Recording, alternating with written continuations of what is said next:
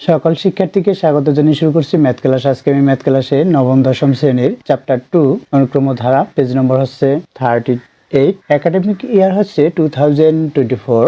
এটি নতুন কারিকুলাম অনুসারে ক্লাস 9 এর কোশ্চেন নম্বর হচ্ছে 1। দেখো, নিচের অনুক্রমগুলো সমান্তর, গুণোত্তর, ফিবোনাচি নাকি কোনটিই নয়, কেন, সাধারণ কোনটিই নয় এবং কেন নয়, সাধারণ পদ নির্ণয় সহ ব্যাখ্যা করো। তাহলে দেখো, এখানে নম্বর 1 এখানে দেওয়া আছে কি প্রদত্ত অনুক্রমগুলো। যেহেতু নম্বর 1 তাই লিখি নম্বর 1 প্রদত্ত অনুক্রম। আমরা অনুক্রমটি তুলি প্রথমে। দেখো, প্রদত্ত অনুক্রম লিখি। দেখো, 2, 5, 10, 17, dot dot dot dot dot dot, এটা হচ্ছে অনুক্রমটি। দেখো, এখানে এই অনুক্রমটি আমাদের কি কি নির্ণয় করতে বলেছে। এখানে সমান্তর অনুক্রম কিনা, গুণোত্তর কিনা, ফিবোনাচি কিনা সেটা। তাহলে প্রথমে আমরা দেখব এটা সমান্তর কিনা। তাহলে লিখি সমান্তর অনুক্রম কিনা দেখি। দেখো, সমান্তর অনুক্রম কিনা সেটা দেখব। আমরা কিভাবে দেখব? আমরা জানি যে সমান্তর অনুক্রম দেখতে হলে পরবর্তী পদ থেকে তার পূর্ববর্তী পদ বিয়োগ করব। যখন অন্তর অর্থাৎ সাধারণ অন্তর একই হবে তখন সেটা সমান্তর অনুক্রম হবে। কি বলেছি? পরবর্তী পদ থেকে পূর্ববর্তী পদ বিয়োগ, পরবর্তী পদ থেকে পূর্ববর্তী পদ বিয়োগ, এভাবে করতে হবে। অর্থাৎ আমরা পার্থক্য দুইটি পদে পরপর দুইটি পদে পার্থক্য বের করব। পরপর যখন দুইটি পদে পার্থক্য বের করব বা অন্তর বের করব, সেটাকে সাধারণ অন্তর বলা হয়। তাহলে দেখো, প্রথমে লিখেছি এখানে যেহেতু সমান্তর অনুক্রম কিনা দেখি। প্রথমে দেখি সমান্তর অনুক্রম কিনা। তাহলে কি করব? এই দ্বিতীয় পদ থেকে প্রথম পদ বিয়োগ করব। তাহলে লিখতে পারি আমরা কথায় সাধারণ অন্তর বা অন্তর। আমরা লিখি সাধারণ অন্তর, ডি দ্বারা প্রকাশ করা হয়। কি হবে? এখানে দ্বিতীয় পদ অর্থাৎ a2 মাইনাস s1 ইকুয়াল, অর্থাৎ দ্বিতীয় পদ মাইনাস প্রথম পদ। দ্বিতীয় পদ হচ্ছে 5, প্রথম পদ হচ্ছে 2, ইকুয়াল কত হলো? এখানে 3 হলো। এটা হচ্ছে সাধারণ অন্তর আমরা নির্ণয় করি। তাহলে এখানে s3 অর্থাৎ তৃতীয় পদ মাইনাস দ্বিতীয় পদ ইকুয়াল তৃতীয় পদ কত? এখানে দেখো, এখানে আছে 10 মাইনাস 5 ইকুয়াল, দেখো 10 থেকে 5 মাইনাস হলে কি হবে? 5 হবে। দেখো, এখানে 3 হলো, তারপর হলো 5। এরপর দেখো চতুর্থ পদ আমরা নির্ণয় করি। যেহেতু সাধারণ অন্তর নির্ণয় করব, চতুর্থ পদ হচ্ছে a4 minus s4 minus s3 equal s4 কত? 17 মাইনাস s3 হচ্ছে 10 ইকুয়াল কথায়। দেখো, এখান থেকে 17 থেকে 10 যখন মাইনাস করব তখন 7 হলো। দেখো, এখানে সাধারণ অন্তর ভিন্ন ভিন্ন, সুতরাং আমরা লিখতে পারি কি? লিখি এখানে সাধারণ অন্তর একই নয়, অথবা বা লিখি বা ভিন্ন ভিন্ন। সুতরাং প্রদত্ত অনুক্রমটি সমান্তর অনুক্রম নয়। দেখো, প্রথমে আমরা এই যে সমান্তর অনুক্রম কিনা পরীক্ষা করেছি। কিভাবে? প্রদত্ত অনুক্রমটি লিখেছি, এরপর সমান্তর অনুক্রম কিনা দেখি। সমান্তর অনুক্রম দেখতে হলে আমরা জানি পরবর্তী পদ থেকে তার পূর্ববর্তী পদ বিয়োগ করতে হবে। অর্থাৎ সাধারণ অন্তর বা পার্থক্য আমরা বের করেছি। দেখি, এখন আমরা দেখতে পাচ্ছি পার্থক্যগুলো ভিন্ন ভিন্ন, অর্থাৎ একই নয়। সুতরাং এটি সমান্তর অনুক্রম নয়। তাহলে দেখো, এখানে সাধারণ অন্তর একই নয় বা পার্থক্য একই নয়, ভিন্ন ভিন্ন। সুতরাং প্রদত্ত অনুক্রমটি অর্থাৎ যে অনুক্রমটি দেওয়া আছে সেই অনুক্রমটি সমান্তর অনুক্রম নয়। এখন এরপর দেখি গুণোত্তর অনুক্রম কিনা। এবার লিখব গুণোত্তর অনুক্রম কিনা দেখি। এখন গুণোত্তর অনুক্রম কিনা দেখি, পরীক্ষা করে দেখি বা দেখি আমরা গুণোত্তর অনুক্রম কিনা দেখব। কিভাবে? দেখো, প্রদত্ত অনুক্রমটি গুণোত্তর কিনা সেটা যদি আমরা পরীক্ষা করতে চাই, তাহলে পরবর্তী পদকে পূর্ববর্তী পদ দিয়ে ভাগ করতে হবে। সাধারণ অনুপাতকে আর দ্বারা বা কিউ দ্বারা প্রকাশ করা হয়। যদি আমরা আর দ্বারা প্রকাশ করি, আর ইকুয়াল সাধারণ অনুপাত কি? পরবর্তী পদকে পূর্ববর্তী পদ দ্বারা ভাগ। অর্থাৎ এখানে পরবর্তী পদ কি? পরবর্তী পদ হচ্ছে এ আর ভাগ পূর্ববর্তী পদ হচ্ছে এ, এভাবে হবে। অর্থাৎ এখানে কি হবে? এটাকে পরবর্তী পদ হচ্ছে 5 ভাগ পূর্ববর্তী পদ হচ্ছে 2 ইকুয়াল, এটাকে ভাগ করলে 2.5 হয় ইকুয়াল দেই। একইভাবে এ আর এখানে স্কয়ার ভাগ এ আর, ইকুয়াল এখানে এ আর স্কোয়ার, অর্থাৎ আমরা জানি যে গুণোত্তর অনুক্রম হচ্ছে এ আর স্কোয়ার এ আর কিউব, এভাবে ডট ডট ডট, এটা হচ্ছে গুণোত্তর অনুক্রম। তাহলে এখানে তৃতীয় পদকে দ্বিতীয় পদ দিয়ে ভাগ দিয়েছি। তৃতীয় পদ এখানে কি দেখো 10 ভাগ দ্বিতীয় পদ হচ্ছে 5 ইকুয়াল 2 হয়। একইভাবে দেখো চতুর্থ পদ, অর্থাৎ আর এর মান যেহেতু বের হয়, চতুর্থ পদকে এখানে এ আর কিউব ভাগ এ আর স্কোয়ার ইকুয়াল এ আর কিউব কি এখানে 17 ভাগ এ আর কত, এ আর হচ্ছে 10 দিয়ে ভাগ হলো, তাহলে কি হবে এখানে 1.7 হলো। এখন দেখো এখানে অনুপাতগুলো আমরা যে সাধারণ অনুপাত পেয়েছি 2.5 টু 1.7, অর্থাৎ একই নয়। সুতরাং আমরা লিখতে পারি এখানে সাধারণ অনুপাত লিখি, এখানে সাধারণ অনুপাত অর্থাৎ আর, এখানে সাধারণ অনুপাত আর ভিন্ন ভিন্ন বা একই নয়, ভিন্ন ভিন্ন, সাধারণ অনুপাত হচ্ছে ভিন্ন ভিন্ন। সুতরাং অর্থাৎ আমরা এভাবে লিখতে পারি এখানে সাধারণ অনুপাত ভিন্ন ভিন্ন বা একই নয়, সুতরাং প্রদত্ত অনুক্রমটি গুণোত্তর অনুক্রম নয়। তাহলে দেখো আমরা প্রথমে সমান্তর অনুক্রম গুণোত্তর অনুক্রম পরীক্ষা করছি, এই দুটি কোনোটিই নয়। এখন ফিবোনাচ্চি কিনা পরীক্ষা করি। তাহলে দেখো এরপরে ফিবোনাচ্চি কিনা, দেখো এরপর ফিবোনাচ্চি কিনা পরীক্ষা করি। প্রদত্ত অনুক্রমটি তাহলে কি প্রদত্ত অনুক্রমটি, দেখো প্রদত্ত অনুক্রমটি ফিবোনাচ্চি কিনা দেখি, অর্থাৎ প্রদত্ত অনুক্রমটি ফিবোনাচ্চি কিনা দেখি। কিভাবে দেখব? আমরা জানি পরপর দুইটি পদের যোগফল পরবর্তী পদের যদি সমান হয়, বা পরবর্তী পদ তার পূর্ববর্তী দুইটি পদের যোগফল যদি ওই পরবর্তী পদের সমান হয়, তাহলে ফিবোনাচ্চি হবে। সুতরাং দেখো কিভাবে হবে, প্রথম পদ প্লাস দ্বিতীয় পদ ইকুয়াল তৃতীয় পদ, এটা যদি হয় তাহলে ফিবোনাচ্চি হবে। অতএব দেখো প্রথম পদ কি 2 প্লাস দ্বিতীয় পদ হচ্ছে 5 ইকুয়াল, দেখো এখানে কত হয়, 2 এর সাথে 5 প্লাস করি 7 হবে। তাহলে এখানে তৃতীয় পদ কি ইজ নট ইকুয়াল তৃতীয় পদ। তদ্রূপ বা একই রূপে a2 plus a3 equal a4, এখানে দেখো a2 কত, দেখো এটা হচ্ছে 5 প্লাস a3 হচ্ছে 10 ইকুয়াল কত হয়, এ দুটো আমরা প্লাস করি 15 হবে, কিন্তু ইজ নট ইকুয়াল এখানে 15 হলো ইজ নট ইকুয়াল a4, অর্থাৎ চতুর্থ পদের সমান হয়নি। তাহলে আমরা কি বলতে পারি, এখানে যেহেতু এখানে a1 a2 a3 a4, তাই আমরা একইভাবে প্রথম পদ দ্বিতীয় পদ তৃতীয় পদ না লিখে এভাবে লিখেছি।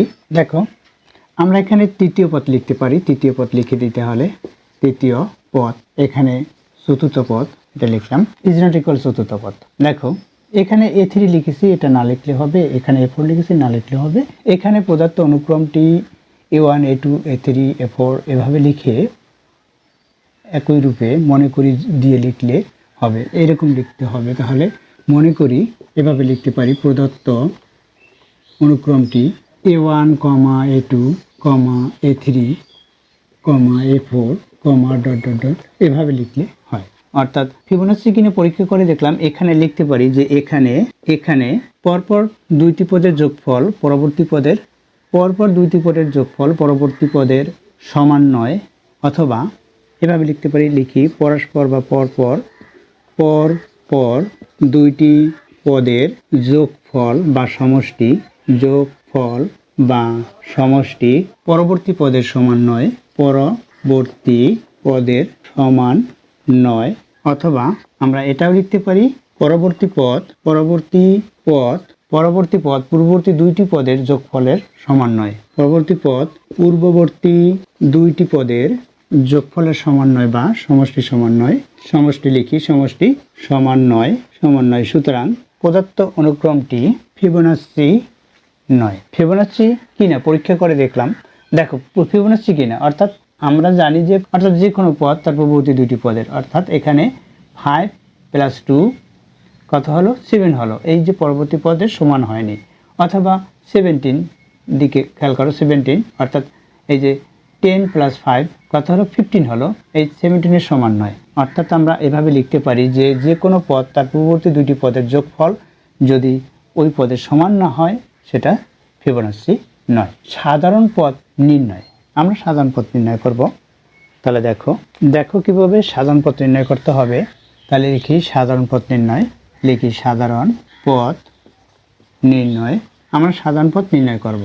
এখানে প্রদত্ত অনুক্রমটি আমরা লিখি, প্রদত্ত অনুক্রম কি কি দেওয়া আছে সেটা লিখি। 2, 5, 10, 17, dot dot dot dot dot dot এভাবে। প্রথম পার্থক্য লিখি, পার্থক্য বা প্রথম পার্থক্য। প্রথম পার্থক্য কি? দেখো, পরবর্তী পদ থেকে পূর্ববর্তী পদ বিয়োগ করলে যেটা পাই সেটাকে পার্থক্য বলা হয়। যেমন এখানে 5 থেকে 2 বিয়োগ করি 3 হবে, এখানে 10 থেকে 5 বিয়োগ করি 5 হবে, 17 থেকে 10 বিয়োগ করি 7 হবে।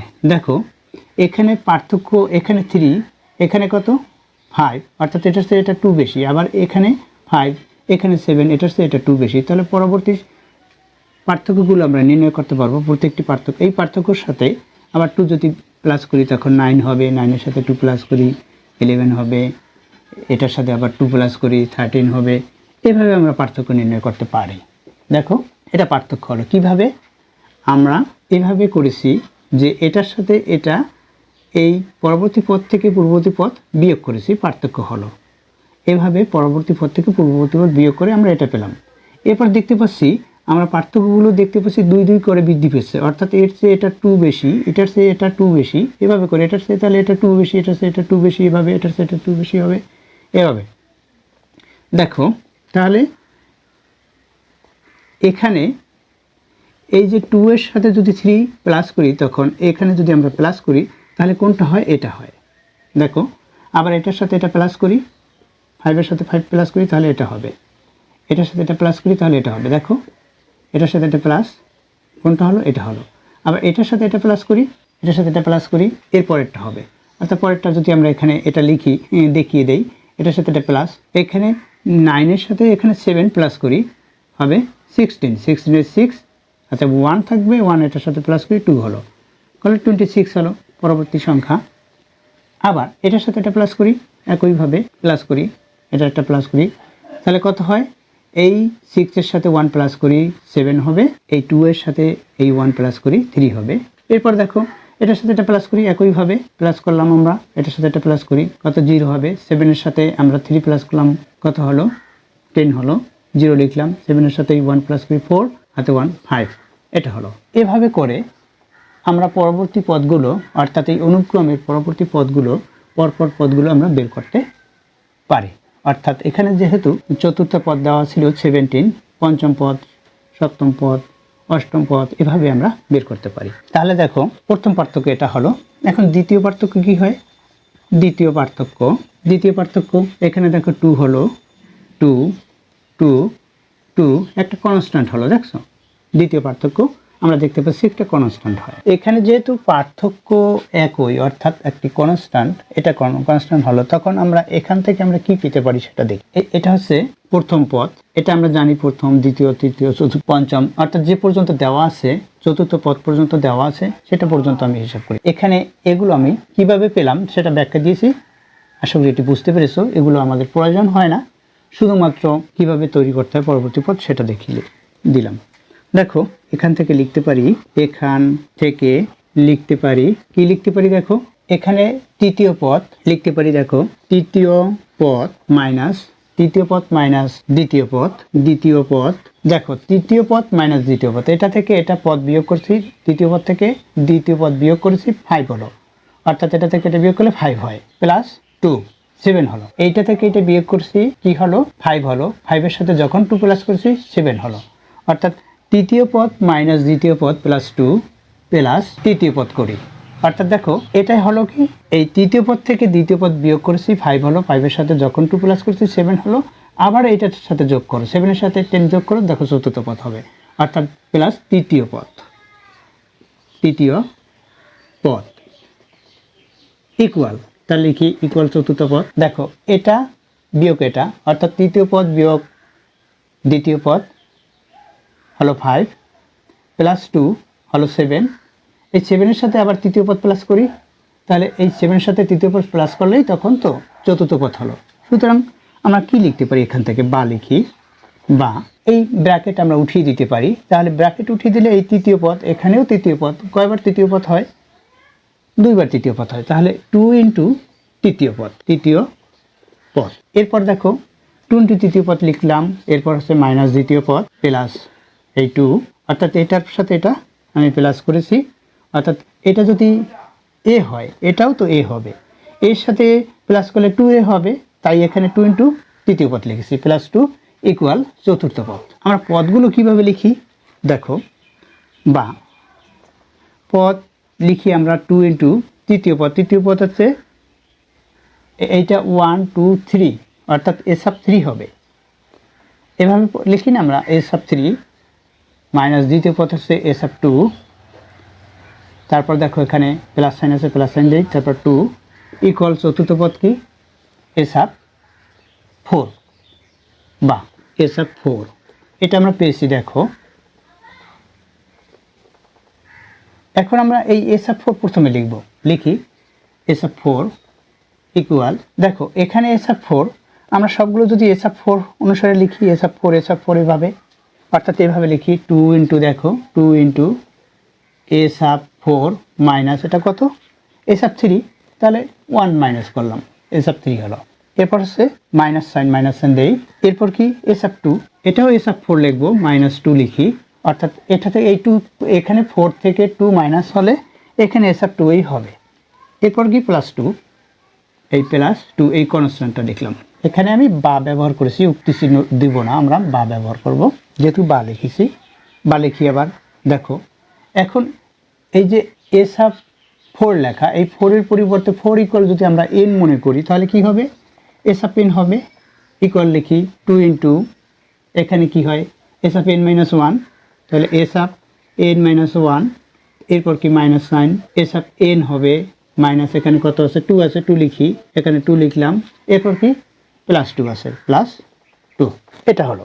এখানে আমাদের সাধারণ পদ নির্ণয় করতে বলেছে, আমরা সাধারণ পদ নির্ণয় করেছি, এটাই হচ্ছে নির্ণয় সাধারণ পদ। এখন দেখো আমরা যদি কোনো পদ নির্ণয় করি এটা থেকে, এরপরে কত পদ হবে, পঞ্চম পদ হবে, অর্থাৎ এখানে 5 হবে, এখানে 5 হবে, এখানে 5 হবে, এখানে 5 হবে, তাহলে কি হবে দেখো, পঞ্চম পদ যদি আমরা নির্ণয় করি, তাহলে তোমাদের একটু দেখিয়ে দেই কিভাবে পঞ্চম পদ নির্ণয় করতে হবে।